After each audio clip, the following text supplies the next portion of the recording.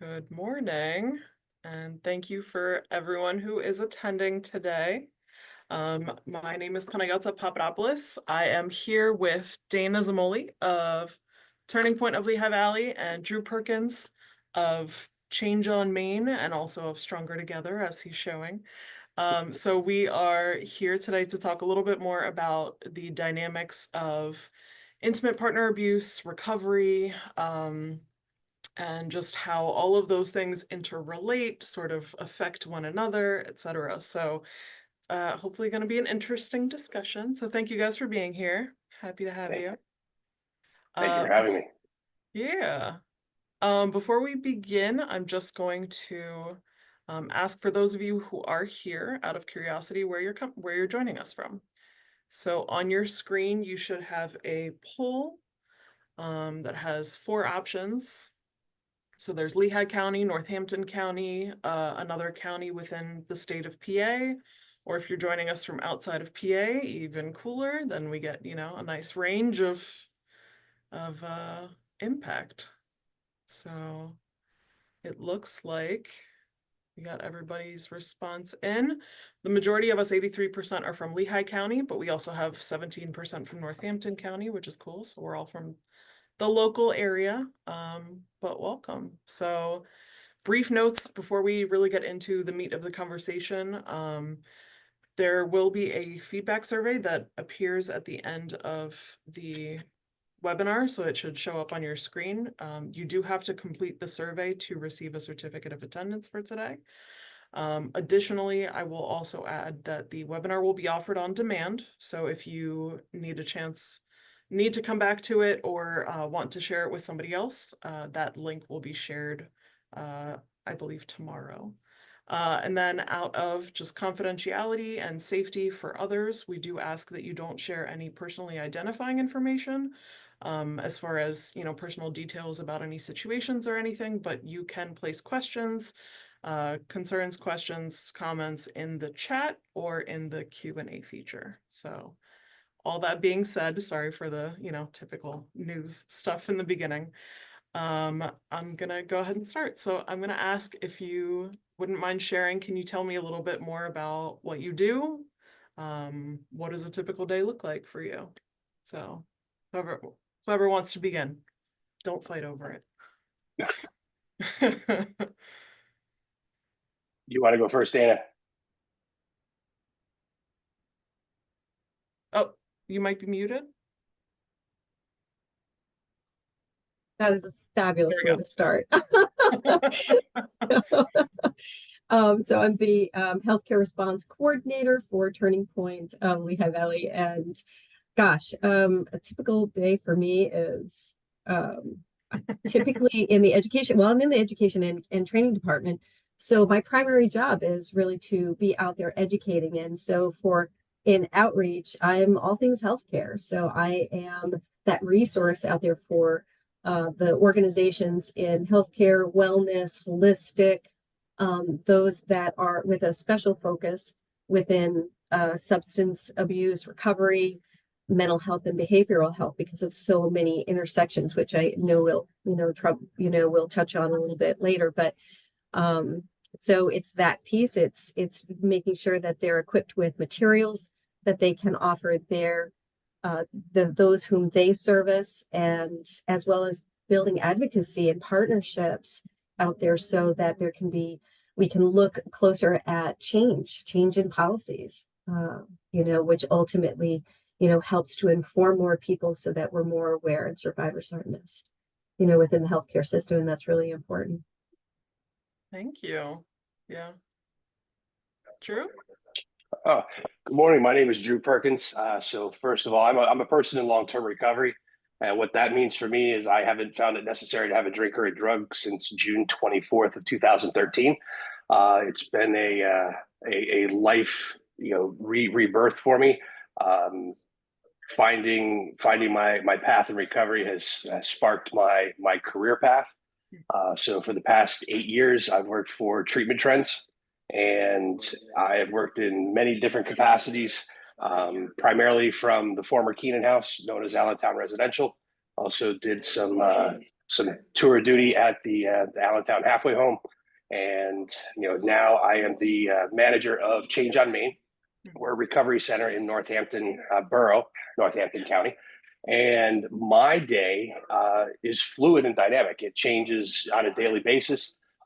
We, as a recovery center, are a drop-in center. So we're a safe place for people new to recovery to come, even just hang out if need be. We offer a calendar full of events, including recovery meetings with 12-step meetings, Dharma recovery, smart recovery. We have fun events like karaoke on the second Saturday of every second Saturday of every month. We do sober karaoke, and Wednesdays we do a movie matinee in the afternoon, and actually have a popcorn machine to have that actual movie theater experience with the bad for your popcorn. But as a facility, we can have people walk in and they're struggling, and we'll be able to navigate their path into an assessment, whatever level of care that they need in treatment. We will have people come in that are the exhausted family member seeking information for their loved one. We may have people that are seasoned veterans who come in and use the facility to share their experience, strength, and hope with the newcomer. So we're well-rounded in the activities that happen here. We handle case management, CRS services, which is a certified recovery specialist, helping people that are either justice involved in Northampton County or people that are getting the benefits of these services. They can meet with their caregiver here, and just have a great deal of services. We do a lot of outreach to the community to try and get people to understand that we're here, break the stigma, because when people hear, oh, recovery, they're like, oh, those addicts are, we want to try and break that stigma and say, hey, we're a safe place. And by me being able to say I'm a person in long-term recovery and show them that smiling face instead of having them think, oh, it's a bad thing. So that is my background and my day to day. So yeah, it's a lot. And it's interesting because, like you shared that you are also in recovery yourself.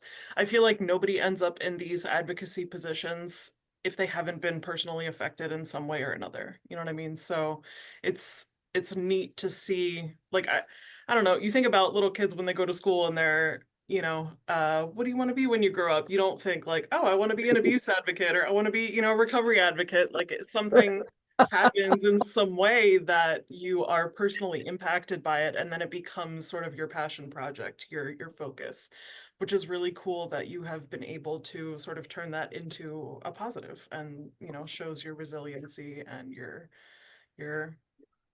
turning it into a strength. So that's really cool to see. I guess one of the things that you mentioned, and this sort of kind of bounces around from our typical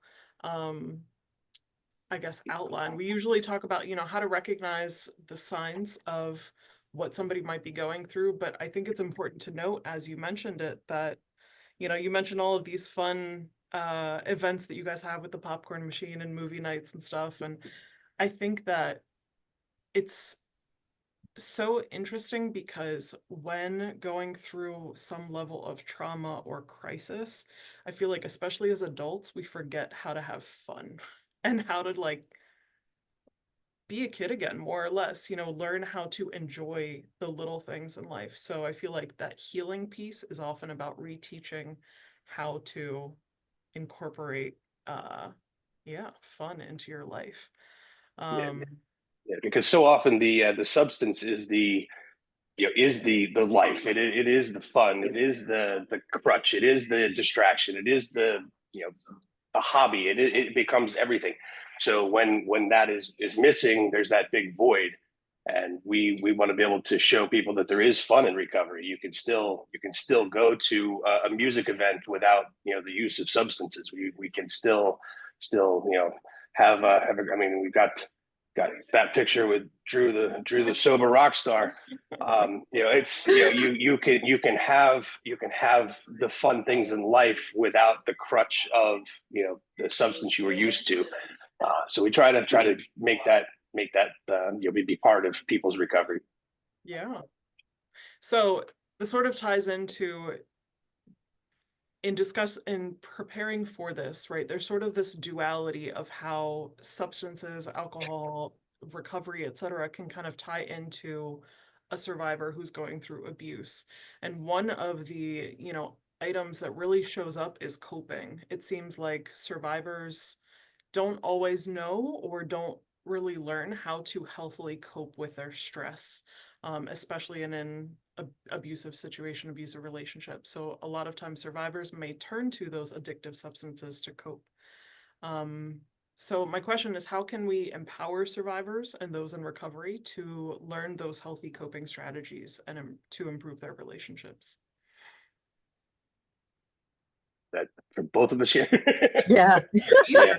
Whoever wants to So tackle it. so looking at the healthy coping skills, I mean that is the huge struggle that we're faced, to look at. um what we need to first find out is, what the reason is behind, what's the why, because the behaviors to the loved one, or the behaviors of the loved one to the family, might not make sense, but to the loved one they make perfect sense.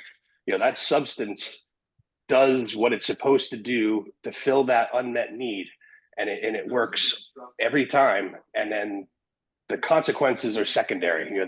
They're looking at it as, this is my coping skill, this is my strategy to not feel what I don't want to feel. And it has a very, very loud voice.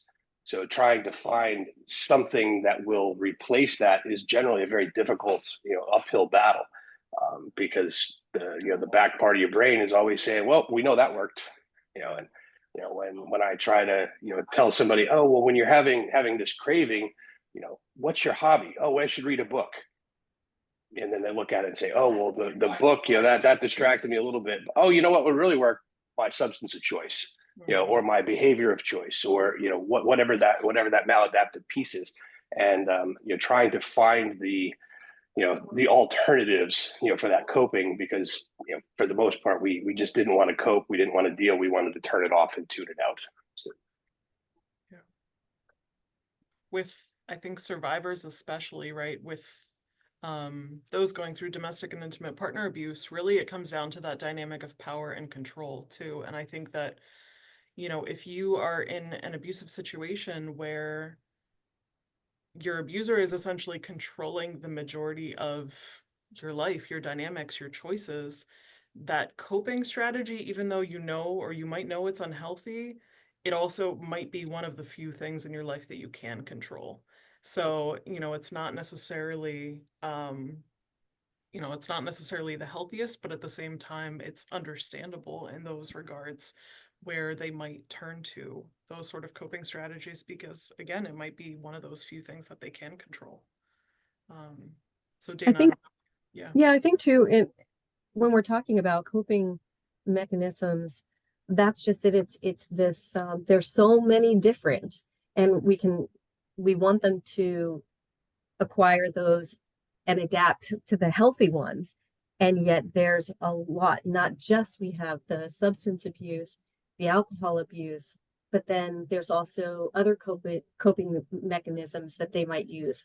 And that could lead into overeating. So eating disorders, dissociation, self-mutilation and self-neglect. So it's so the leading and directing them into a place that where they're, as Drew was saying, it's making those choices and what other kinds of habits, what kinds of things can I lean into that create, that keeps me on the path of recovery and building good habits and self-care. So this is, I think, where, when we talk about coping mechanisms too, is incorporating that self-care piece to our healing model. And I know that, we at Turning Point, we really stress that, it's a really important piece. So for us, and what does self-care look like? And that can look like a lot of different things. But I also want to lean back into what you just said before, Drew, and that is that, your organization is creating these opportunities to experience life without that particular habit that was destructive in their life. And so, to change that trajectory, to change the opportunity. So what is it like, to go to the movies without having a drink, or being, or having had some substance abuse prior to that?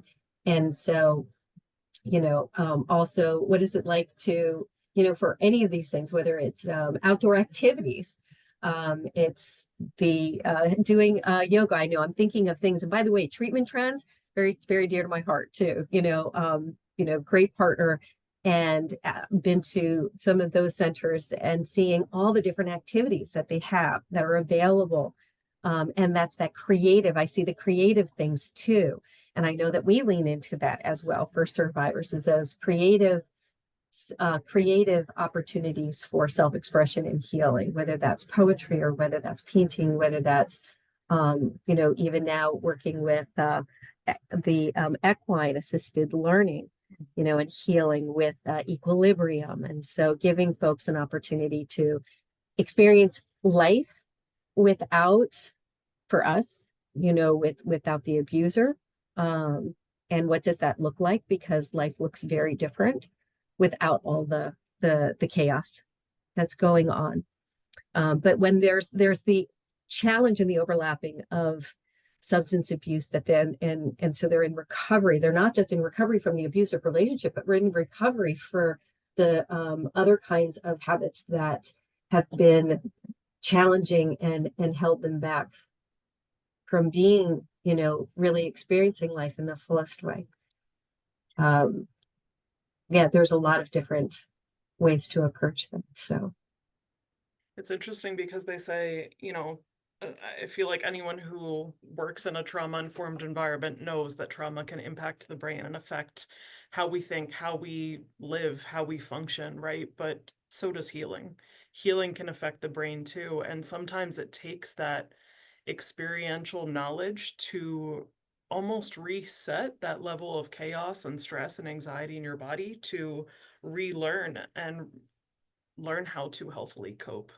I actually was at Keenan House a few years back, and a quote in discussion kind of came up, and it made me think of, when you grow up and you learn to not receive love on a silver platter, you learn to lick it off of silver knives. And it's kind of like, in our own ways, we sort of look for meeting our needs, meeting our why, but at the same time, it might not always be the healthiest. So you almost have to reestablish that level of, hey, it's okay to not be in this roller coaster of chaos. It's okay to, sometimes life is boring, and that's okay. Like, it's okay to not have this constant up and down of, um, of substances, or of, unhealthy fights and dynamics and whatnot. So yeah, absolutely. to that point, is I would think too, Drew, that when we experience those whom we serve, um, it's interesting because you could have somebody who, if you're saying, well, what kinds of things do you like? What kinds of, things did you used to do? If you came from a family environment where where addiction was a part of your upbringing, Yeah. that looks really different. And I'm speaking from a survivor for our survivors as well. So if you have a survivor that, that was entangled, in that growing up, and then took that out into adulthood, which we all do. We all take our childhood and we take it out into, our adult life. And so you're going to see those same kinds of patterns. You have a higher chance of those types of patterns continuing, right? And so versus somebody who, we have a survivor who got entangled with drugs and with alcohol, with substance abuse, with alcohol, or even with provocative activities, that tread into the areas of pornography and sex trafficking and such like that. Where it started with a happy relationship, or so they thought. And so they they don't necessarily, when you ask them, like, well, what kinds of things do you really enjoy doing, and they're not sure, because They've lived an entire life inside of a body, this whole person that has been hyper vigilant their entire lives. And so they continue to create situations in their lives that continue that hypervigilance because that's what feels normal. That's what makes them feel alive inside because they don't know anything else. And then and then on the other side, you also have that individual, for us, the survivor that utilized substance abuse as a coping mechanism, or maybe they didn't have that in their life previously, but that intimate partner invited them into that. Oh, it's just wondering. Oh, this is, it makes you feel really good, or let's experiment with this, there's a method behind it, and that is to create this dependency of, so that they're more easily be controlled and manipulated. And so when we look at that individual could look back and say, yeah, you know what? I really used to love doing art. I used to really love hiking. I really used to love because, or that might be the person who says, I just want to be me again. I remember this me, and then we also serve those who they're starting from a place of creation. Mhm. Right. And I really want to give honor to, and everything that's in between that. But, to give honor that when we say that every single survivor is different, and Drew, I think you experience this as well, is that they really are. They really are, because, we're looking at this whole person, this whole life, and with all these layers of life experiences, the interpersonal violence that they may have experienced in their childhood, any kind of childhood abuse, the coexisting conditions that they might experience, PTSD and mental illness, and physical disabilities, development disabilities, all the coping abuse that that they have learned over their lives for self-survival, that may have been introduced to them or they came up with by themselves, because it was easy and accessible and they could still function with whatever that looks like. Any kind of societal or systemic oppressions that they experience, that's a part of the layers and layers and layers of that individual. And then those continuing traumas that they experience, like I had mentioned, that recreation of that hypervigilance, of finding themselves in repetitive situations of despair, or disparity, and that continue the cycle. And so it's looking at this individual as a whole person. And I know that that's for us, that's a really important piece, is not looking at them as all these parts, but the parts that make up the whole human system. And as we look at somebody, we're not seeing the whole picture. We're zooming in on just these different aspects and trying to figure out what the rest is. There's a whole story and a whole person. Yeah. Yeah, we can never take the one size fits all approach, because they are all intertwined, and we need to look at, did the substance come in as a coping mechanism for the abuse? Was it used as the control mechanism, as you had said, that locking them in, or did they seek the relationship because of the nurture of their childhood? To look at it and come at it, it is like never one size fits all. We have to look at the big spectrum. Yeah.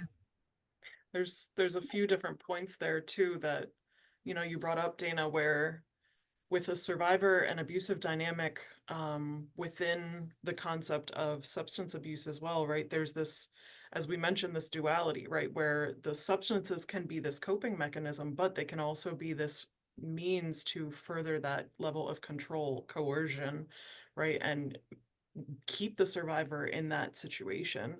The other piece that was mentioned too was how family can sometimes tie into that as well, and that family dynamic. So, Drew, I feel like this is a perfect opportunity to kind of talk about your focus, your family recovery and everything, and how that sort of ties into potentially that furthering those levels of control, but also can further heal. Yeah, so I had worked in a clinical side for a period of time, and we had experiences with residents that really seemed like they had that aha moment. Something clicked.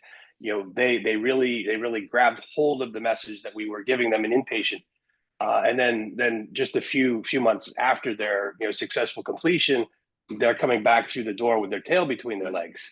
And a lot of times the discussion revealed that the family's voice was louder than ours as the treatment provider, meaning that they had a head full of knowledge that they gained, but when they went home to a family that didn't understand, there was some pushback.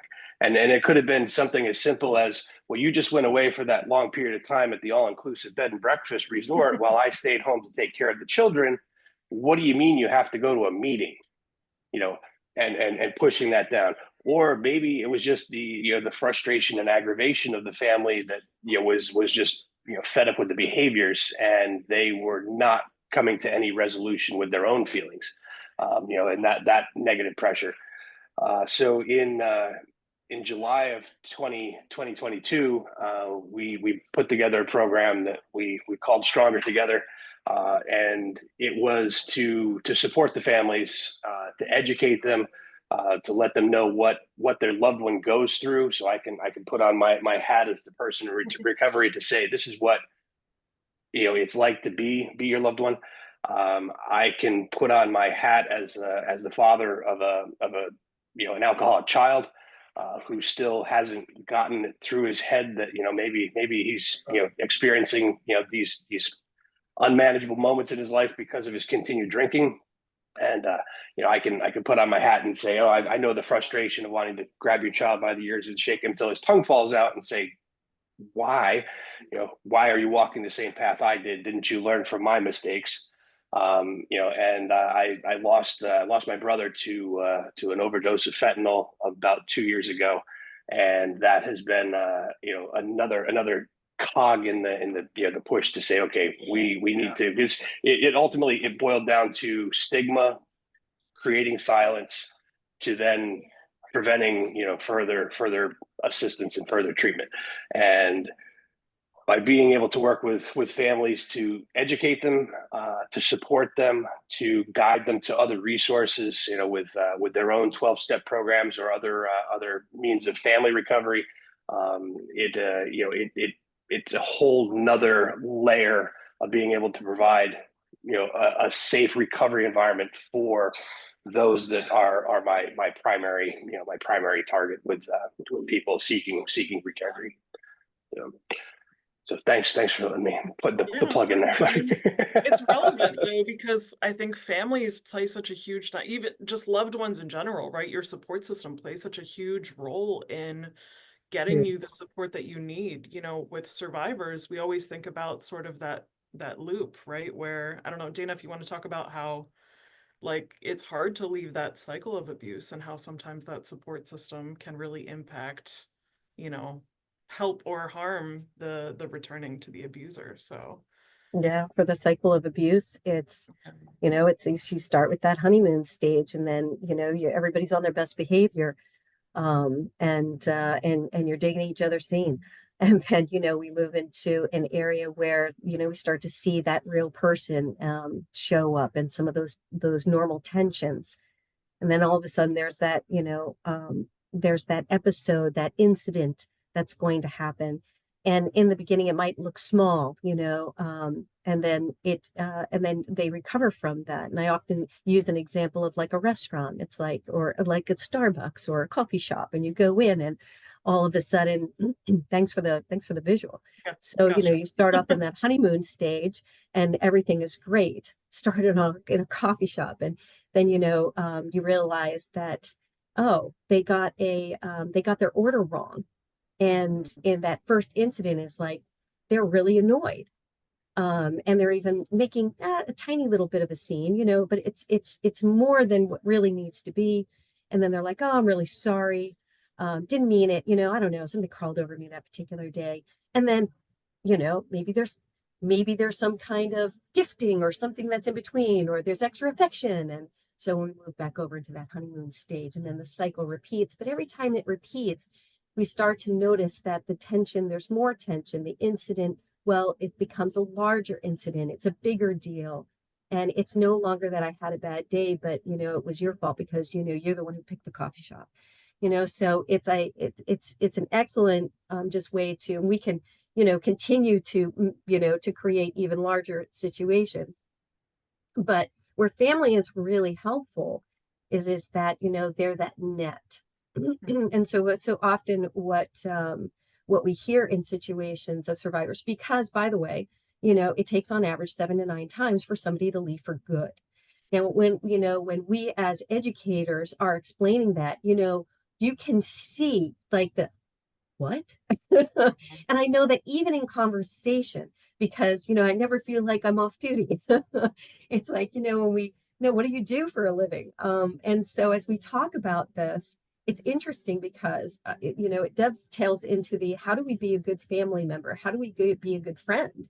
You know, because our friends are the families that we choose. And so we have these different sets of families that we have. We have a work family, we have and so how do we be, but I understand, Drew, when you're talking about stronger together in your families, you're talking about that, you know, the nuclear family, right? We're talking about our family of origin, whatever that might look like. Um, and having known people also in sobriety and have been through recovery in that arena, you know, having talked to family members and realizing they're like, one more time, like, I'm so done. And I'm like, give it one more time. Because this could be, you know, you might be that only person, or you are that only person, that only family member that's still willing to see and believe and, you know, wanting to rebuild trust. And that's that one connection that can make all the difference. And some don't have that. Some don't have that family origin to step back into.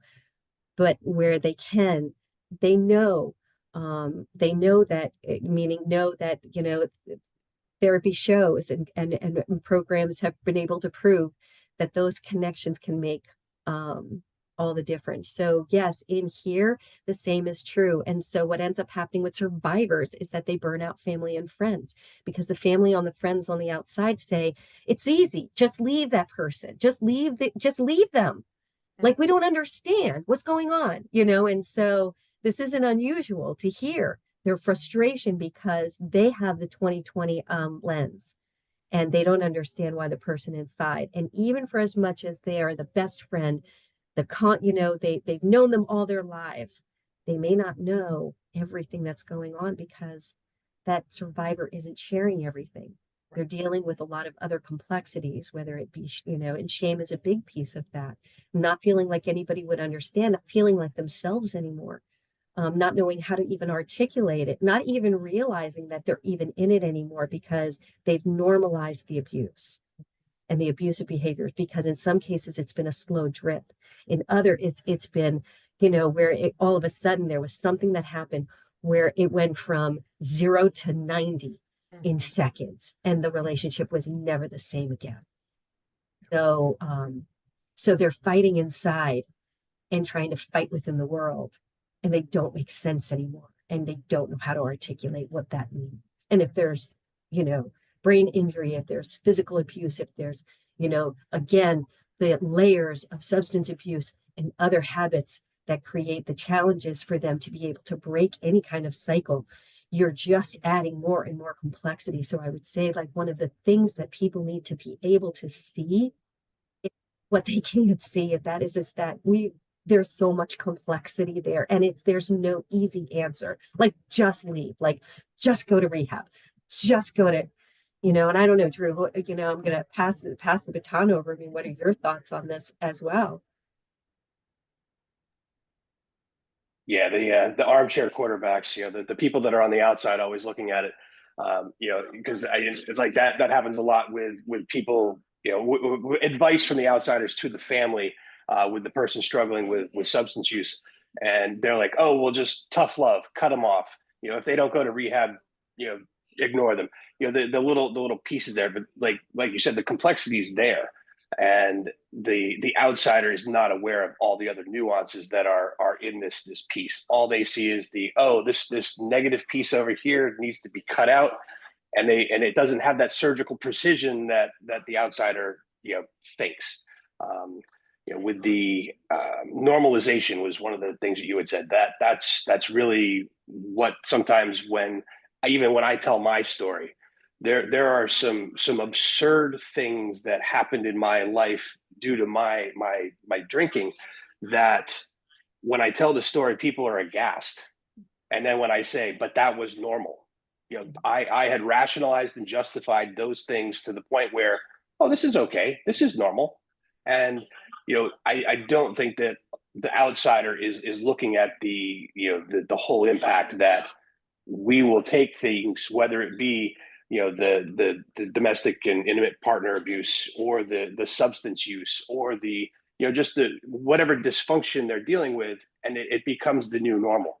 Like, somebody may say, oh, well, you can't come over to my house because the dog might jump, or but really it's because the house is like a hoarder, and it's just overrun with junk, but they don't want to face that, with not knowing what the overall parameters are, getting that advice from the outside. um, I don't know, the cycle that you would, or the circle that you would put up with the cycle of events. I don't know, do you have that other Yep. one that I put up there? Yes, sir. I got you. Yeah. Let's see. You put me on the spot here now. I'll put you on the spot. Yeah. So this visual, this is kind of looking at the cycle that we look at, either with just the substance user, or the dysfunction within the family of the user, and how it affects. Sometimes the family dysfunction is the event, the triggering event. But starting with the unmet need at the top, at the beginning of our session, I said that it generally is, there's some unmet need, some reason. What's the why? Why are we turning to this maladaptive behavior? But that unmet need triggers the old behavior patterns. Oh, I have a head full of knowledge. I remembered it from that awesome Drew guy when he taught me this, and this, but my substance of choice works a whole lot better. It works every single time. It does everything it promises to do, and I forget the negative outcomes. But then that's what falls, the unsatisfying outcome, leading us to that confusion and frustration. How did I get here again? Like, why am I sitting in this jail cell? Or why is she angry at me? Or why is my mom not answering the door? Whatever that unsatisfying outcome is, and then that causes the emotions there, the pain, the fear, the anxiety, banging on the door. Why won't you let me in? And then ultimately you come into this feeling of powerlessness, whether that be the powerlessness of the person that just can't get the family to let them in, or let them do their laundry, or give them money to buy more of whatever their substance is, and leading to the explosion or anger, rage, this off the handle behavior. Now somebody's hurt, there's guilt, there's remorse, and we repeat the cycle all over again. It could be, the family is the one going around this circle, and not necessarily the person with the substance. The unmet need is, I'm so frustrated at my child, why won't he learn? And they're going back to their old behaviors of yelling and finger pointing, and I'm cutting you off, or you're this, that, and coming around, the confusion, the frustration, and it cycles all the way back around again. So it could be either side in the equation that's going through the cycle. And trying to break the cycle is difficult at times, but being able to show one side or the other a different way, or a coping strategy to intercede those feelings of bewilderment, or how did I get here, or an alternative to the anger and the outrage, and the going off. So it's interesting too how both intimate partner abuse and addiction and recovery kind of follow this almost boomerang pattern, right? Of, it happens, okay, I try to leave, or I try to stop the coping mechanism, and then I might return to it, and it's again sort of that cycle that kind of continues. So my question for that is, what are some signs that we as community, as loved ones, can look for to then help those who might be going through either abuse or recovery, or both? What are some of those signs to look for? Dan, if you wanted to go ahead and speak to your part of that. So signs that Panayotis, you have the power and control wheel. I got you. I knew these things would come in handy. Yeah. Always nice to have the visual too. Yeah. I'm definitely a visual person. So here. So one is Oh, I shared the wrong side. That's I love the helpful. beach. Thanks. So There we go. yeah. So I'm gonna just, dovetail on, or I mean, just tap on some of these. And one would be isolation and exclusion. Something that I didn't share in the very beginning is that I'm a survivor myself. And so it's interesting because as I came out of, and I say relationships with an S on the end, and that is, where friends were like, wow, like we haven't seen you in a long time. Mhm. Where were you? Like what happened? And that was after the fact. We need to catch that in the act. But so often too, what I'll say is that, you know, many times the people who are in our lives, you know, if we have people in our lives, and I did, is that, but that I'm not, I'm saying that's not always the case. There's folks out there that, they run solo. And so seeing that isolate, because abusers are going to isolate and exclude them from events. They're going to pull them away from their family supports. Anybody who has a clear indication and the eye into the relationship, that they could see that something's going on, because they don't want any other messages to deter them from the messages of keeping them within the relationship, and the messages of that you're mine, we're a team, where whatever messages that there are that are keeping them within that relationship. When we talk about the emotional abuse, right? So if you notice that somebody is emotionally, they're shutting down, or everything is fine, like that's the favorite four-letter word, fine. What's it has something fine. Mhm. And I say it starts with an F, and everybody's like, it's fine. That's it. And so it's noticing that there's lack of depth in conversation. There's this repetitiveness. They're dissociative, right? So they deflect from answering questions, or you just simply see less of them. And so there's noticing if there's marks on an individual, noticing, that there could be something going on. And or that they're more erratic with their emotions, right? So they're more defensive, they're more or they just simply become more quiet. So we tend to notice if that survivor is with that significant other, that partner, the abuser, that they're answering the questions, they're interjecting, they're putting that person down. You're just noticing, like, wow, like this isn't somebody that I would think that this person would be with. um, and so, yeah, and by the way, you don't have to bring the picture back up, but Drew, to your picture's point, up at the very top where it says unmet needs, Mhm. there's that too in survivors. If they came from a family of where there's neglect, or where they're looking for love, and let's face it, that we're designed to be in relationship with each other, right? We're designed for connection, and that's why that family support is so necessary. And so there's an unmet need.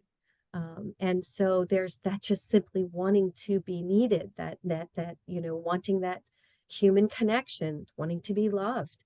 There's nothing wrong with that. That's how we're designed as a human species. But if we don't understand what good boundaries are, what healthy relationships look like, right? So then we're looking for the wrong kind of relationship to support or to meet that unmet need, because it's going to come with a consequence, and that consequence is going to be giving up their life. And that can be described in a lot of different ways. So those are some of the signs that we can look for. And we can see those signs in children, and we can see them in adults, teens and in adults. So it's are we slowing it down? Are we actually connecting with and with the people who we love and who are in our lives that we care about, and noticing. But we're in a very fast-paced world where oftentimes we don't even see what's happening around us, within our friends, let alone when things happen to people in our own family that don't see what's happened. There's families have a lot of secrets. And we'll leave it there. Yeah. Times people within the families don't even know what's happening to children, and to them or even to the adults, how the adults keep that relationship, even though children are smart and they see things and they're like, this doesn't seem right, what's happening to mommy or to daddy or to whomever that parent is. And yet the parents go, no, no, no, everything's fine. You see, they're creating the illusion. And the message is that this is okay, this is normal. And so they go out into the world thinking that that's okay and that's normal, so that when it happens to them, that's okay. That's the way it's supposed to be. And becomes very confusing when all of a sudden you realize, well, wait a minute, there's another choice. There's another choice. Yeah. So. Yeah, you're right. Absolutely right. Yeah, and I would agree with all of that, and making it be, in relation to the substance use. It basically the patterns all fall in the same. It is, if it's active use, you'll have the signs of intoxication, but then there might be the bewilderment of, like, I just saw you 5 minutes ago and now you're intoxicated. How did that happen? The outward denial of, oh no, I'm not. And I know with my past past experience, my wife would say, have you been drinking? And my telltale sign was, no. Why do you ask? Instead of just saying no, but like I would have that, and that would be kind of the tell that yes, I had been. But the other signs that we could look at, if a person is in recovery, the signs that potential relapse is going to be on the horizon. Their patterns will change again. They'll go back to the old behaviors, the secrecy, the time that's, you are unaccounted for, or money that you might be stockpiling, or various other things that might have a legitimate reason, but there's going to be a really big excuse. The more details in the excuse, the deeper it really becomes, the over explaining. But some of those signs to look for things. But as Dana had said, the silence is the huge part. Not talking about it, and having that either become the perpetuation of the normalcy, having the child grow up and think this is how it works, or, well, we just don't talk about this. Sometimes it's just stated, this is a mommy problem or a daddy problem, not for you. But then it's teaching the child not to talk about the feelings, not to express their emotions, not to, just to shut it out, close the door, walk away from it. Which, even if they don't become, a victim or a perpetrator of the intimate partner abuse, that's a great, lead into, hey, we're going to just not deal with these emotions and feelings, and I'm going to go to the bar, or to the state store, or to the man on the corner. That's a great way to shut the door on the feelings I don't want to feel. And, we'll let it go in whichever direction it heads. And unfortunately, that silence is, the driving force. If we can expose it to the light of day and actually talk about things, I really, my stronger together, under my shoulder, it says partnership.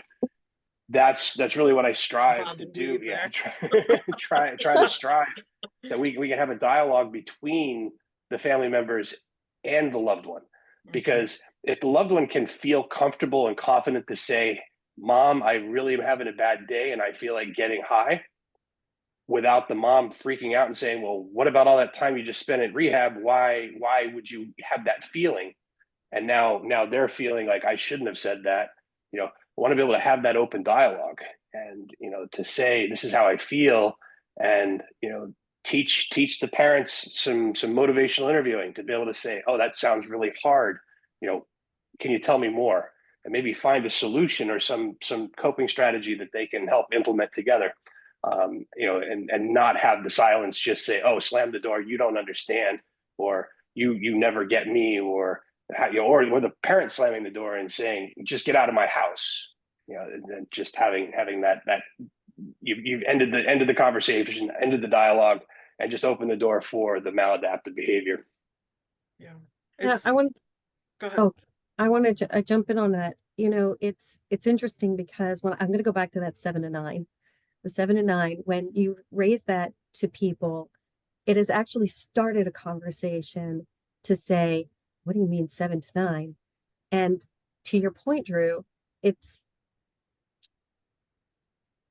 they're like when you explain to them how they can burn out family and friends over time, and because they're making up stories, sometimes they're completely silent, they're keeping secrets, but then they can manufacture this positive framework that they're in, and it's make believe because in their minds that's they're doing everything that they can to stay in the game, to stay present, because the opposite is be consumed, completely consumed.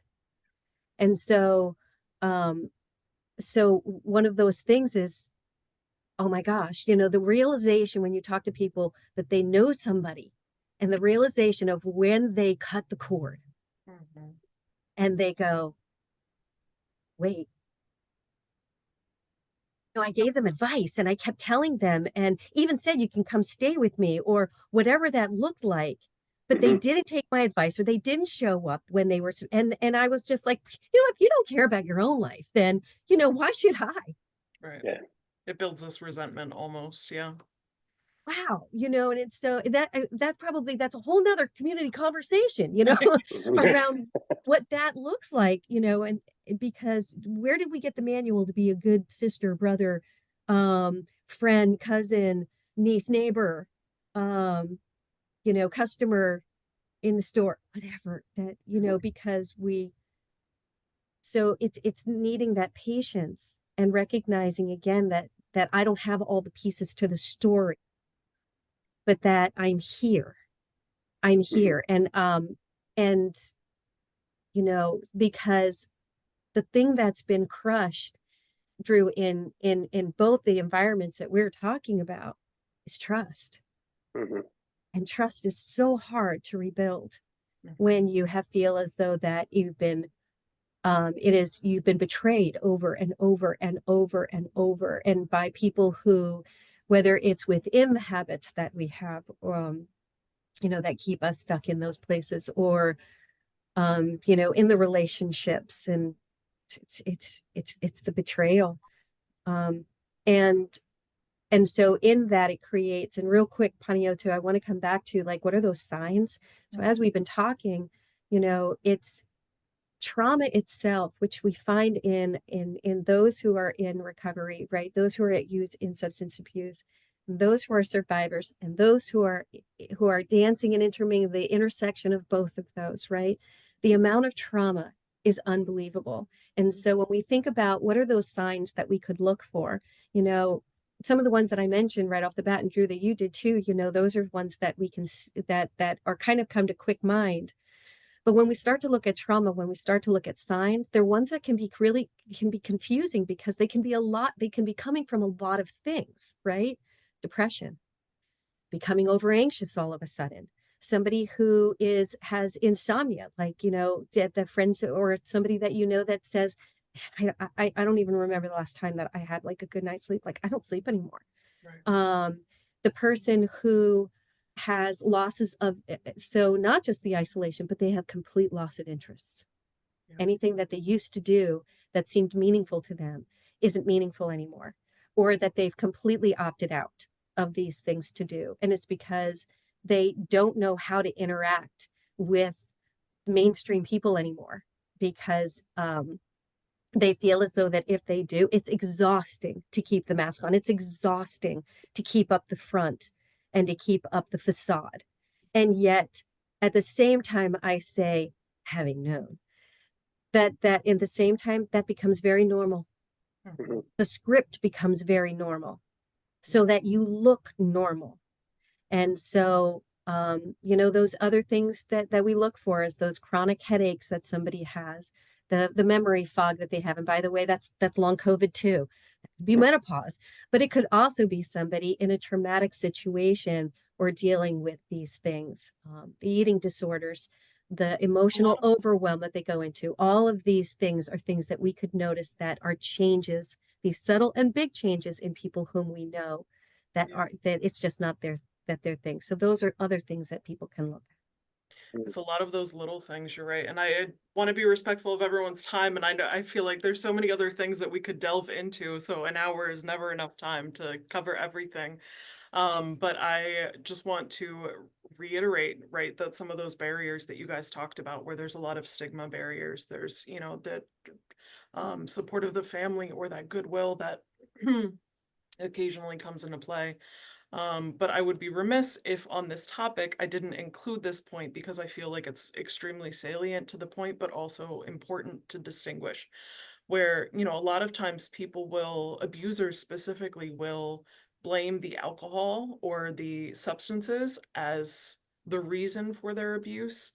And, you know, I think it's important to note that abuse in a relationship or in a family partnership has nothing to do with substances. It might exacerbate the issue, it might make it worse, but really the root cause of abuse is caused by this intentional choice to retain that power, to try to maintain that control over the person. So while yes, there is this sort of compound you know, nature between the two, and it can make it worse, it is not the cause.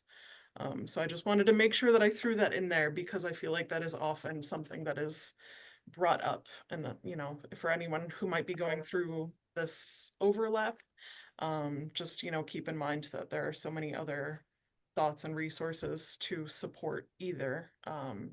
So I don't know if you guys have any last minute thoughts of, you know, ways that we can support, resources that you might want to highlight, really just last minute uh, discussion points that you want to make sure that you include, feel free. Mm. I don't know, my piece is always just to you know feel start to empower people to talk about it because the silence is what you know just keeps everything stagnated.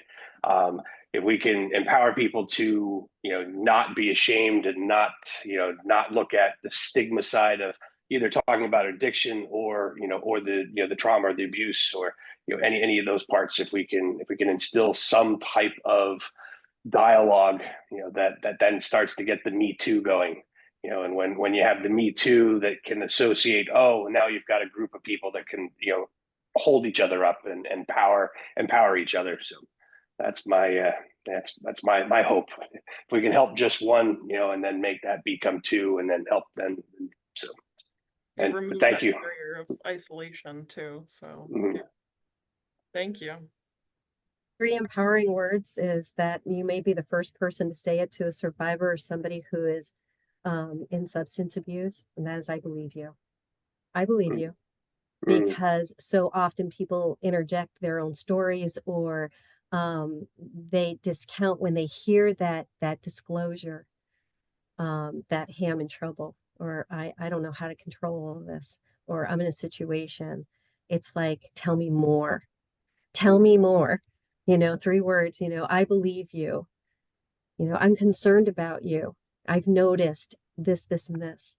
And so it's creating and entering into that conversation, empowering somebody to have that conversation. So one of the best things we can do is be silent, sit and listen, give them a space to just speak, not have to interject, be uncomfortable with silence as they process between the sentences and continue to encourage them, you know, tell me more. Tell me more. Like, I want to know, I want to hear, and giving them the space to be able to open up and to lift the mask off and to because it's scary. It's so scary. And so can we all just be a little bit kinder, a little bit more compassionate, and a little bit more empathetic and know that everybody out there is struggling with something and we're all doing the very best that we can. and helping somebody along to help them is something each and every one of us can do. Thank you guys so much for your insights, for your feedback. I appreciate it. On the screen are some resources, so feel free to take a screenshot. Thank you again to our panelists. And, you know, as mentioned, the feedback survey will be showing up on your screen. So if you have any questions, feel free to contact us at Training at Turning Point, or contact Drew at his Stronger Together organization, or even through Change on Main where he's at. So thank you guys again so much for joining us, and I hope everyone has a wonderful day, stay safe, and take care of yourselves. So thank you again. Thanks, Penny. Thank you. Thanks, Drew. Thank you.